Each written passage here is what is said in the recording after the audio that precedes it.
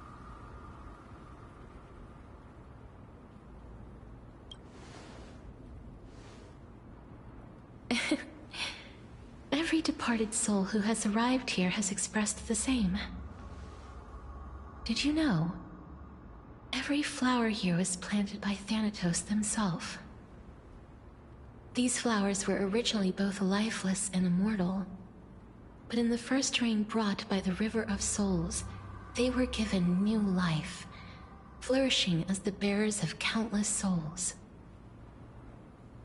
And it is my duty as the Master of Death to tend to their well-being and foster their growth in this serene haven. Similar to the structured cycle of life and death in the mortal world, these flowers too shall wither and fade, returning to the earth and then ascending to the sky with mist and tides. Eventually, they will descend to the mortal land as gentle rain. Every soul undergoes the perpetual cycle of reincarnation, albeit in varied forms, until the world meets its end. Yet, sadly, there's no time left for Emporius to wait for when the flowers bloom again. Now, death is the power at my fingertips. It once led the souls of the deceased here, but I shall open the gate of the Netherworld and return you to the realm of the living. In exchange, please, take the core flame of death with you and complete the flame chase journey. Do not let our work thus far be in vain.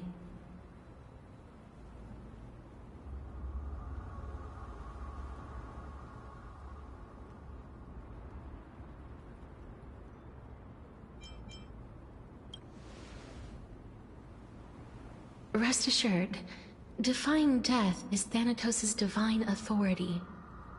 Fortunately, your soul hasn't dissipated. This is not a resurrection, but the extradition of a dying person back to the present world.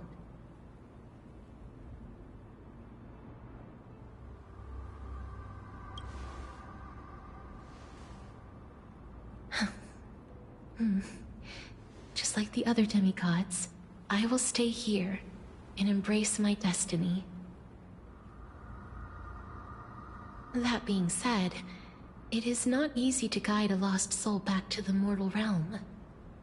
The whispers of death are sweet and alluring. If your determination wavers, you will succumb and be forever ensnared by the Netherworld's grasp. Please consider this a one-time exception. I will do everything in my power for the flame chase journey. And for your life, the only life I can save.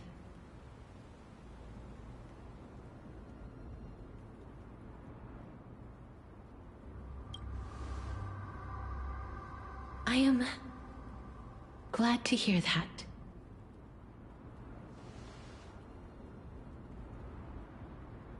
Over here!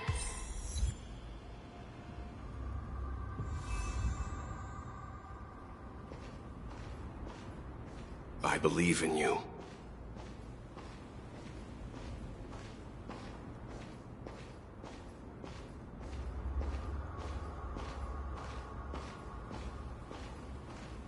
Death is such a sweet joy.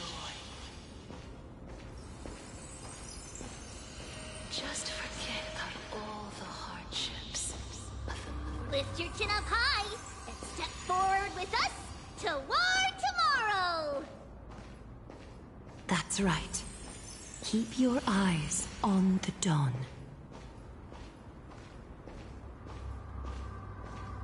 Onward. Show me your courage. Partner, we shall become heroes together.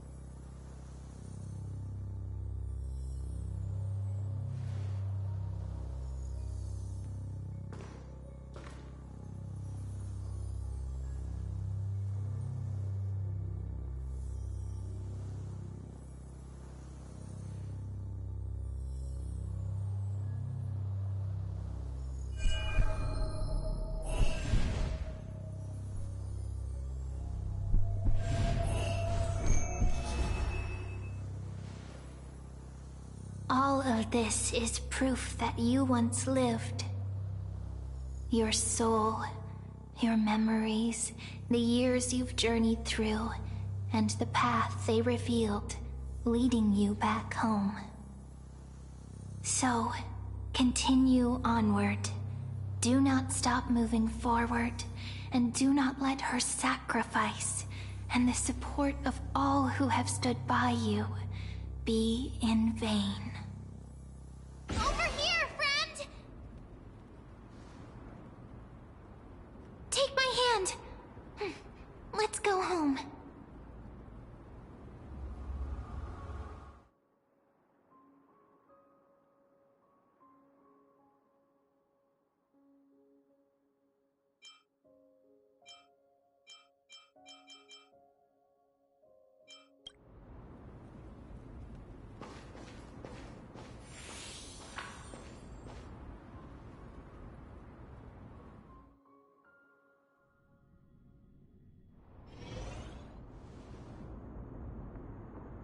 At last, I knew you could do it. Your soul is still perfectly whole, as if some kind of force is trying its best to keep it together. Is it Orynyx's final blessing? Or is it a miracle of your own? It's truly incredible. Such a strange surge of familiarity. So hard to describe. Perhaps it is fate, once again fulfilling its own design. Or perhaps it is the laws from beyond the sky, so familiar to you, that intertwined our fates long ago.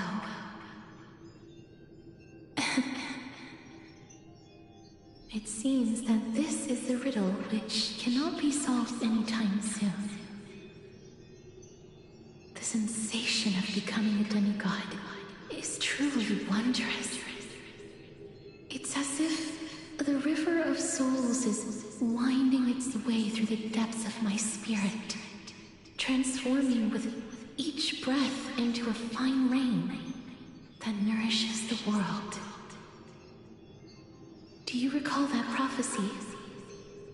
At the end of the Sea of Flowers, the souls of the living shall warm thy fingertips, and after an embrace, there shall be eternal separation. I promised you that I would do everything in my power to give it another meaning. Now, as I stand as a demigod, and destiny draws to a close, I can finally end it in a way that is as beautiful as it deserves. The wish I once sought, but could never grasp, is now within reach. In this brand new world, every blooming life will lift its arms in celebration and recount the profound meaning of this very instant. Every touch, every embrace we share will never again be an ice-cold loss. They will radiate with an intense warmth, sowing love far and wide throughout the land.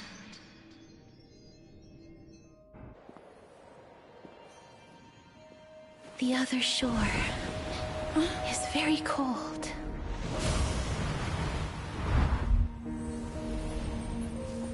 May I borrow your warmth? One last time. Thank you for fulfilling this wish of mine. The place I'll be going to is what humans call the Land of Sorrows. But with this heartbeat and the residual heat of this embrace, I shall turn the Netherrealm into a gentle place of rest.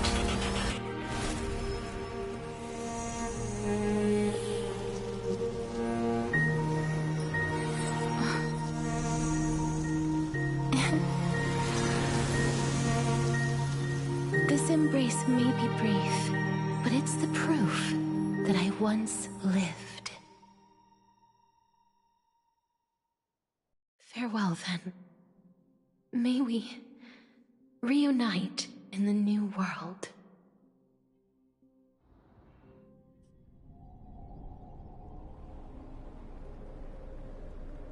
That grand and absurd performance was what you've been seeking your whole life? I gave up everything in search of truth, and it culminated in this very moment. You, on the other hand, performed as I expected. You did not hesitate when you saw the chance to attain power. It's as if you... crave power, like a fly craves rot. Those are your words, not mine. But what you said at the end, did you already know what I had planned for Thainan? I may have lost an eye, but my vision is clearer than anyone else. You've nearly exhausted your humanity. You're no different from my current state as a walking corpse. That's true. I've long since burned to ash over the past 1,000 years. Only he is capable of unleashing a raging fire that rivals our final great enemy, Aquila. So, this is our last chance. How about we let go of the bad blood between us? May I resonate with your core flame, Aglaya? Please do. That's impossible. To persist with your soul thinned to such an extent. You're insane. Just as you fight to lug your corpse onward to complete your unfinished goals, I have my own reasons for doing this. Until Thainan grows into his position as the prophesied leader, I must continue to lead everyone on the flame chase journey. I must keep inching forward, even if only as an empty shell. I've long predicted this was the case, but I didn't think you'd already lost so much. How ironic. We would have avoided so many misunderstandings if you and I had just spoken this candidly before. But casting aside our ideological differences, there is one thing you and I agree on. Thainan. Yes. He was born to be a hero. He understands the hearts of the people, and I can confidently say he is a far better leader than you. Only he is capable of fulfilling your mission. Sadly, he is a man cursed by Nestia. But by my estimates, his horribly elaborate sense of style should not impede Era Nova. Congratulations are in order. We found common ground at the very end of our destined paths. When you put it that way, it makes me want to take back what I said. Aglaya, we're back. Come welcome our great hero reborn from the ashes. I hope he didn't hear your earlier assessment. It wouldn't be the first time I criticized him. A man should be aware of his own shortcomings.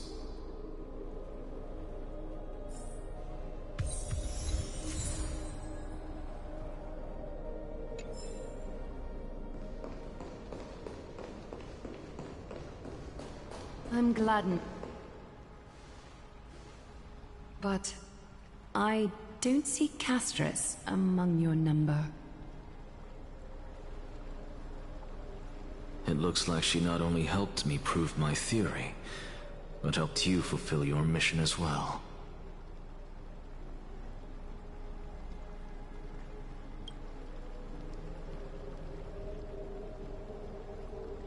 She might not have been able to change her fate, but she still wrote the final verse of her epic herself. Trinan, please, recite the prophecy for us. Trailblazer, please surrender that scalding cool flame for us as well. You are the only life she ever saved by her own hand in her 1,000 years on this earth. I believe no one is more qualified for this noble task.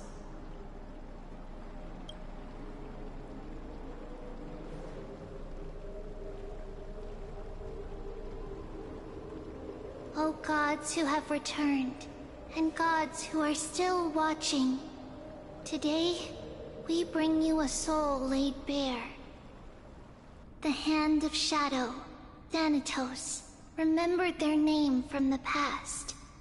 From daylight they came, and to their fragrant dwelling they return, to walk now among your ranks.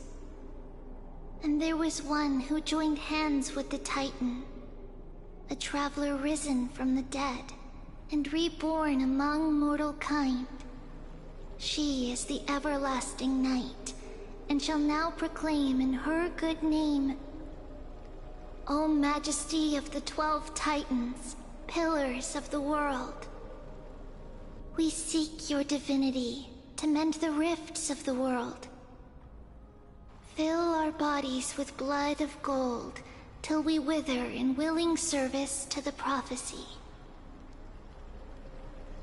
Step forward, trailblazer from beyond the sky, and together with us, surrender the core flame and carve their star into the sky.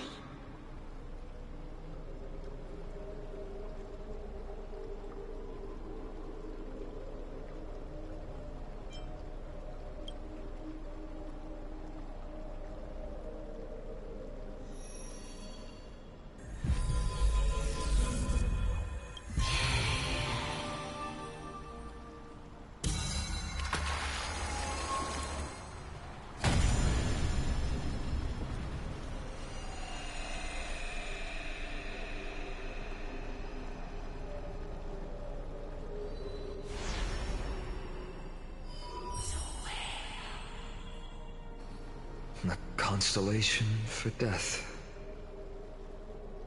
For life and death, to be more precise.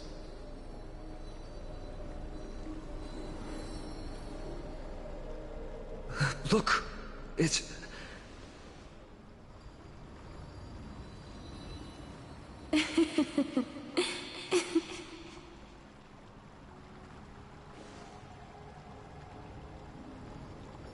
No, it's only a divine echo. I think she's here for the trial.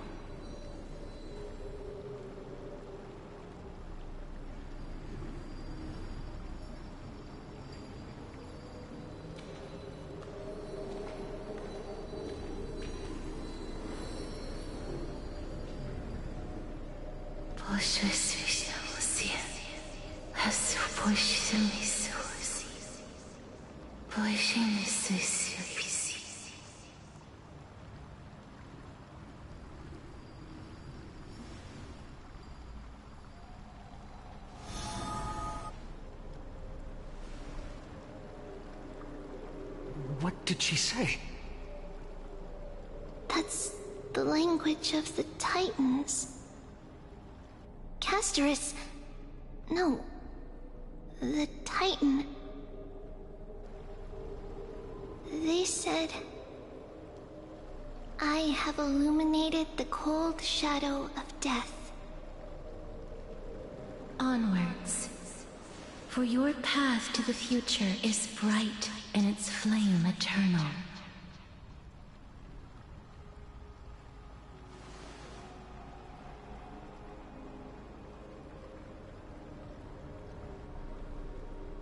Do not forget.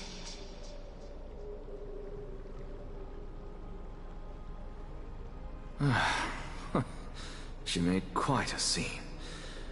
I suppose it's my turn now. I won't stop you. Professor, you... What's with that look? You were present. So, let's get this execution over with. We wouldn't want to bring shame to Akima's divine laws or keep me from creating a new world. You never change, do you, Professor? I don't understand.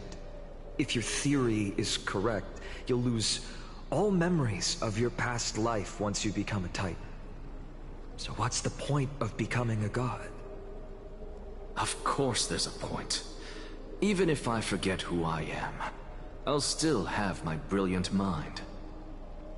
It goes without saying, I'll find a way to retrieve memories of my past life. Besides, I still have you, don't I?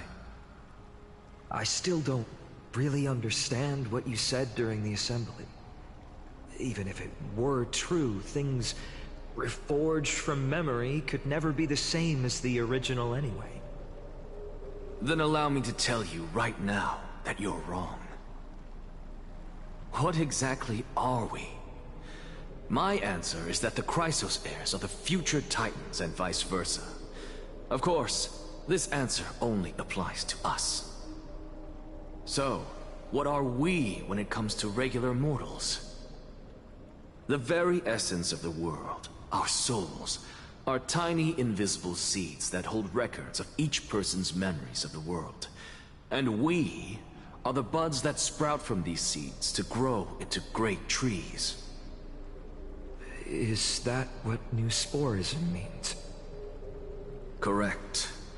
Once our physical bodies are born, we become new extensions of the world. From there, we plant our seeds into someone's memories, and then scatter them into the hearts of countless people in the future. Just as seeds are affected by their environment, so too will our appearances differ across memories. But the partial memories we carry will always be the same, because that is just how the world is. To destroy our very existence, one must destroy the world itself. But we have someone who will still live on with his perfect memory. That person is you, child of Kefali. This is what it means to be the world-bearing Titan. So, carry everything of this world and live on. Don't disappoint those most precious to you. Don't disappoint Lady Goldweaver. And especially, don't bring dishonor to my theory. Anaxa, I swear to you, I'll lead everyone to our reunion in the new world. Good. That is all I have to say. Farewell, everyone. May we meet again in the next life. Farewell, great performer. May Circes safeguard your thoughts.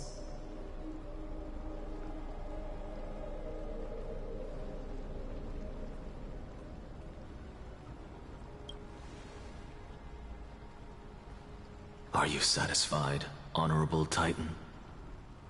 Very. I hereby swear I have borne witness. Anaxagoras of the New Sporists and the Grove of Epiphany has successfully overcome the trial of reason. Thus, I shall confer upon you these words. You shall transcend the peaks of purity and return to corruption and hardship. Oh, so that's a god's prophecy. It sounds like you just rephrased my past, present, and future.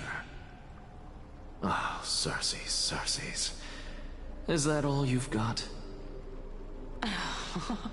Well, you've already transcended the peaks of purity, and you were never the type to give me any leeway. That is true. But I do still have one question. I knew it. What is it? Maybe we're thinking of the same thing. As you've so boldly stated, we and the world itself live on through the memories of others. If that is the case, whose memories did the very first new spore sprout from? How should I know?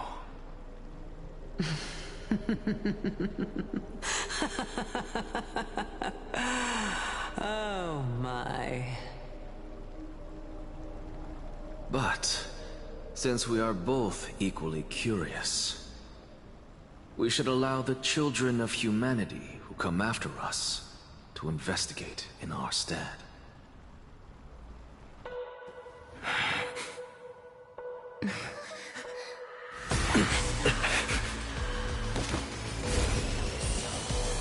Rejoice, Circes.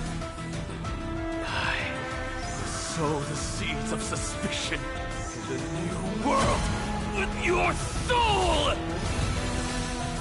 And now, the objective is complete. That is all.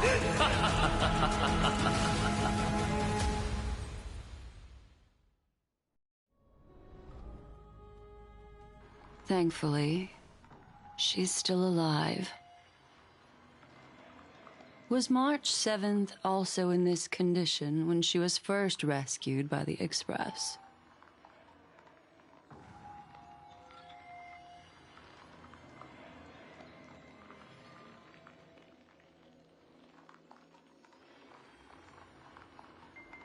But she still woke up naturally. Looking on the bright side, that might happen this time as well.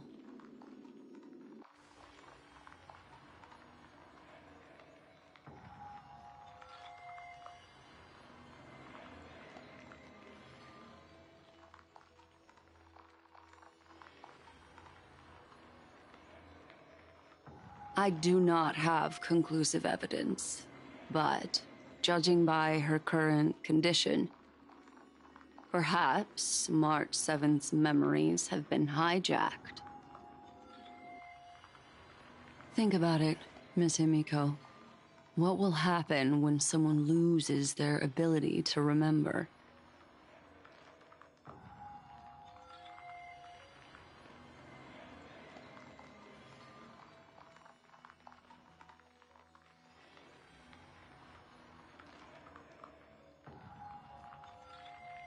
Unfortunately, short-term memory is an entirely different concept from the inability to remember.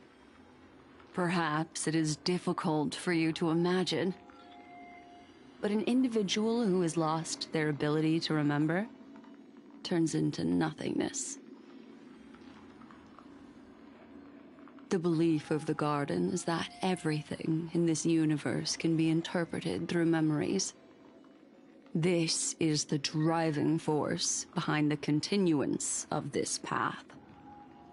The past is made up of memoria, while the future is a possibility that will eventually be converted to memoria. But the present, it doesn't really exist, and it's only an abstract expression. Therefore, when a person is affected by the path, and loses their ability to remember, their physical form will also be affected. These ice crystals are a manifestation of that.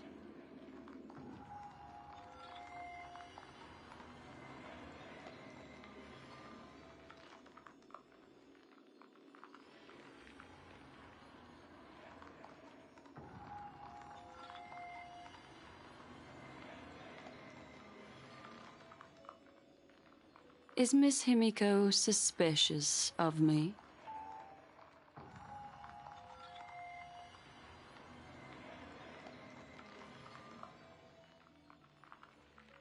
In other words, now is the time for me to prove my innocence. That's not a problem, of course. The true reason behind my intentions is that Amphorius holds special significance. For some memo keepers of the Garden with extremist views, it is a perfect example. A world that can only be seen through the Garden's mirror means that memo keepers have the right to keep the world in their private collection. If those Pathstriders of Remembrance were to uncover the secrets of Amphorius first, they might unleash their wild ambitions and remodel more worlds into a similar form.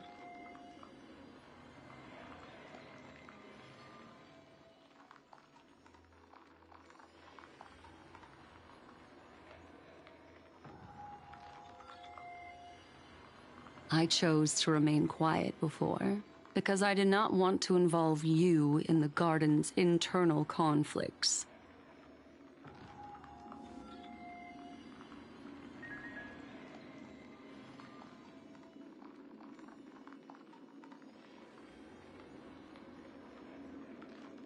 You can be even bolder with your guesses. The people that I'm talking about, they aren't just individuals. They are an organization that has already attached itself to the pinky finger of Fu Li.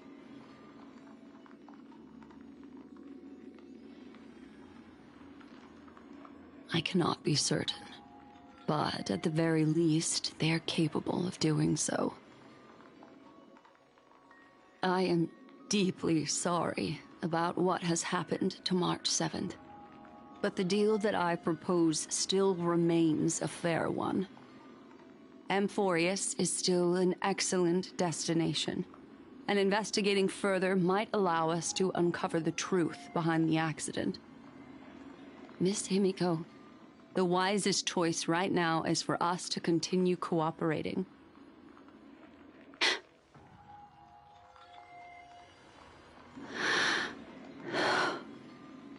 Let me take back a part of what I said just now, Miss Himiko. Although we indeed struck a deal, it seems like I have involved you in some unforeseen danger. Please accept my deepest apologies.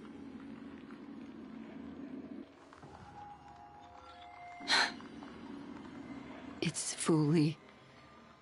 Their gaze has just swept across Amphorius.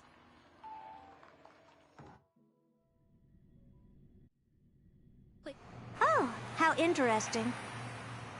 I never expected a mere memo snatcher to be actually hiding so much inside her head. What's even more interesting is that the word Amphorius has appeared in her subconscious. This lady seems to be having fun. Is she usually like this? It's, hard to explain. What are you two whispering about? Has it not occurred to you that I can hear everything clearly? Oh, please pardon me, Madam Herta. Would you mind sharing with us what you've discovered? The ones who need help are the Astral Express. You will have to put up with my methods, even if they are rather unconventional. Let's get back to the topic. By using the fourth mirror, I rummaged through the brain of this memo snatcher and learned a good deal. Not only does this person know of Amphorius, but there are also many memo keepers who are interested in the place.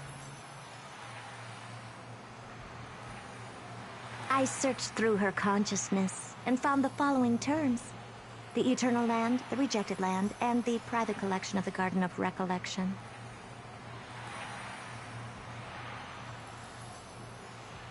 It seems like Miss Black Swan is indeed hiding some things from us. Since I'm not able to find any useful clues from the outside, why don't I personally visit this mysterious Amphorius? You're planning to head to Amphorius yourself? Yes, but not in the flesh like you all foolishly did. See these Herta mirrors? With them, I can project my data spirit entity to any corner of the cosmos through spatial warps, without even needing to leave my room. But of course, these corners of the cosmos must be within the coverage zone of inter-astral peace communications. After all, This is collaborative technology. I see. You do seem like the more indoor type. Although that star zone is not within the network of the IPC, the Express itself can serve as a signal station. Come, give me the astral chart coordinates. Then, sit back and enjoy the show.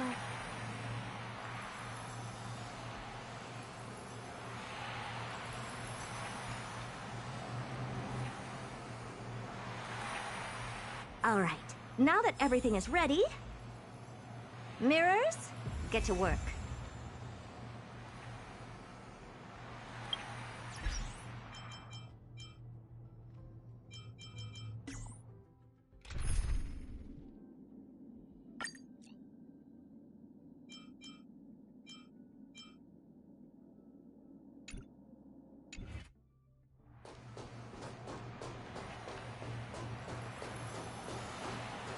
First mirror, input the coordinates. You'll be in charge of the spatial warp. As you command, Madam Herda. The preparations are complete. I wish you a pleasant journey ahead.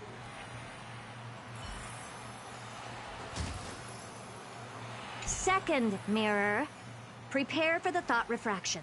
There's still some distance from the Astral Express to the Amphoria's celestial body. You're in charge of sending me over. This time, raise the power to the maximum. Don't be stingy. Oh, okay. I won't fail the mission, Madam Herda. Third mirror, you're in charge of generating the data spirit entity. I'm happy to help, Madam Herda. What kind of appearance are you planning to use this time? Good question. Let me think. Forget it. Just use my own appearance. There's no one there that'll recognize me anyway.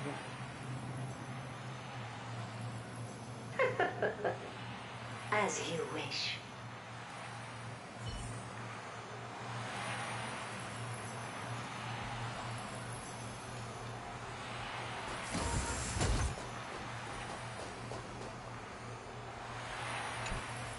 Preparation of the data spirit entity complete.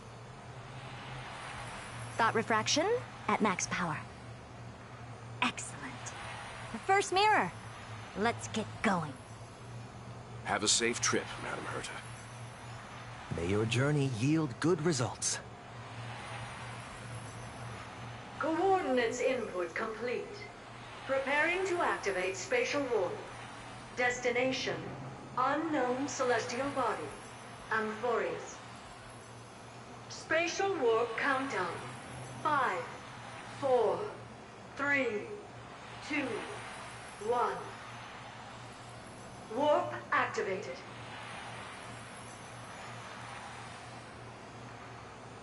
Oh!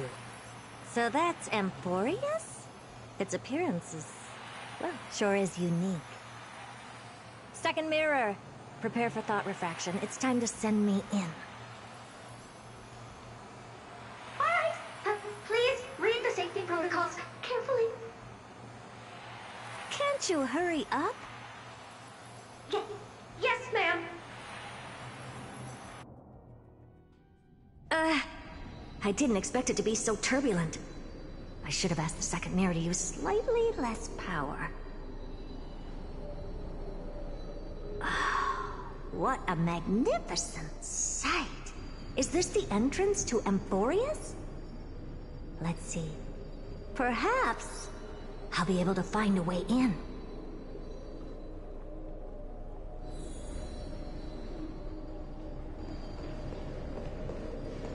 What's this? A statue? It's ugly. I don't like it.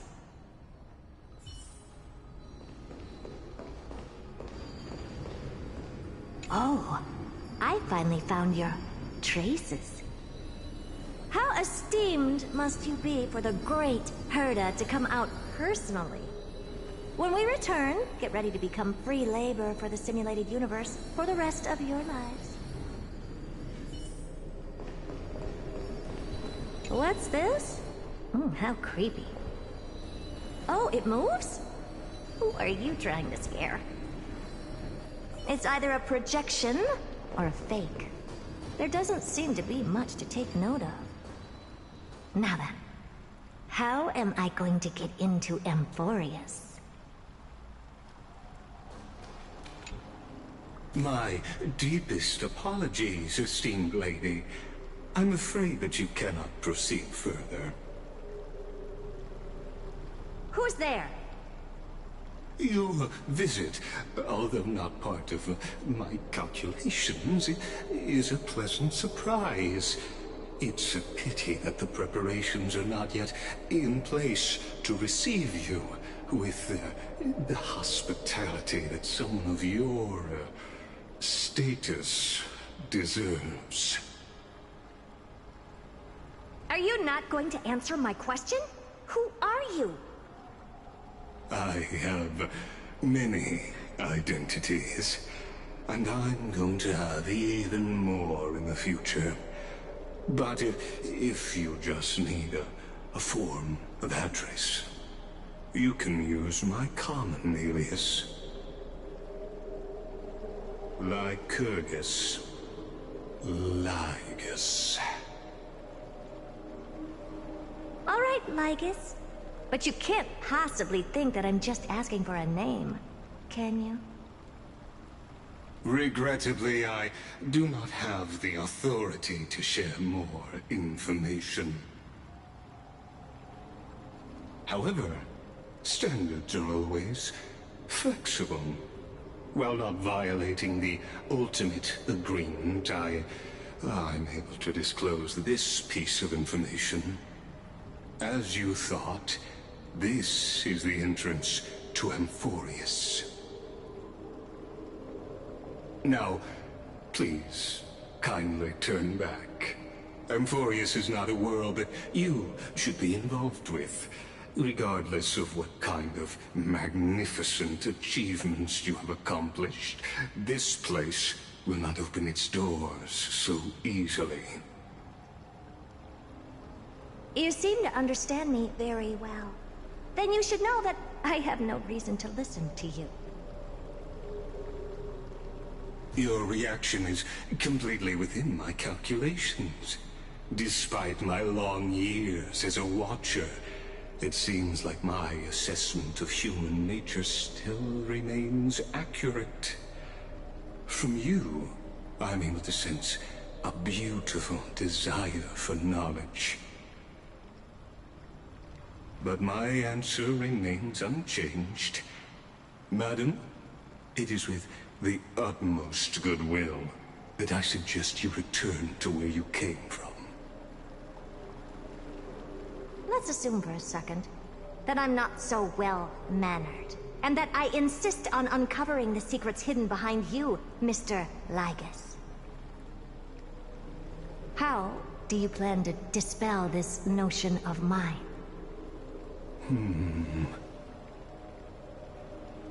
Within the scope of the ultimate agreement, there are 178,244 logic chains at my disposal to convince you. After filtering through them, I have determined that I only require 3 to attain the results that I desire. Oh? I'm all ears. First, for reasons that cannot be disclosed, Amphorius is a completely isolated celestial body. Apart from me, no one else will be able to help you enter. That's not a good argument. Second, if your plan is, as you've alluded to previously, to force me into cooperating by showing hostility, do know that, just like you, I have basked in the gaze of the erudition. I stake my honor and assure you that in the worst-case scenario, our mutual destruction will be inevitable. Oh? No wonder I couldn't find a back door. When I did a scan of our surroundings, the safety protocols on you are comparable to Screwy's. How interesting. I assume that you still wish to hear the third logic chain? Of course. Why wouldn't I? Third, even if you exhaust all your means and find a way to break through, you will surely give up once you understand the consequences of your actions. After all, throughout your long life, as much as you'd hate to admit, your conscience has played a crucial role.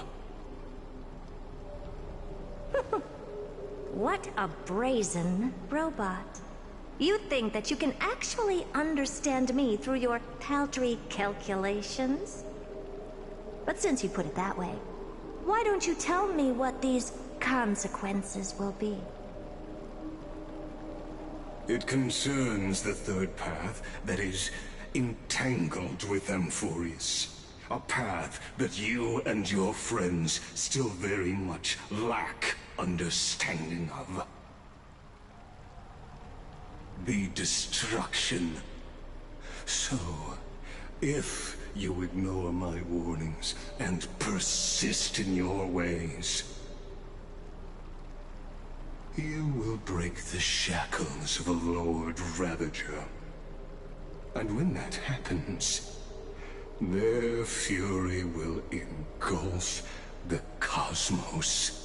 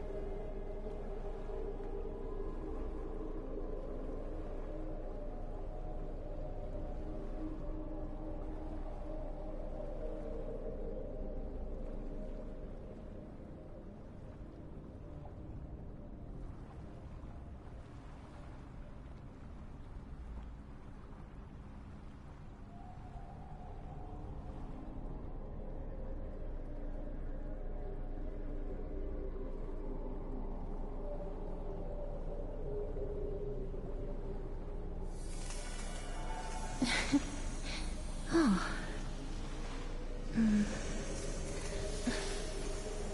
Oh.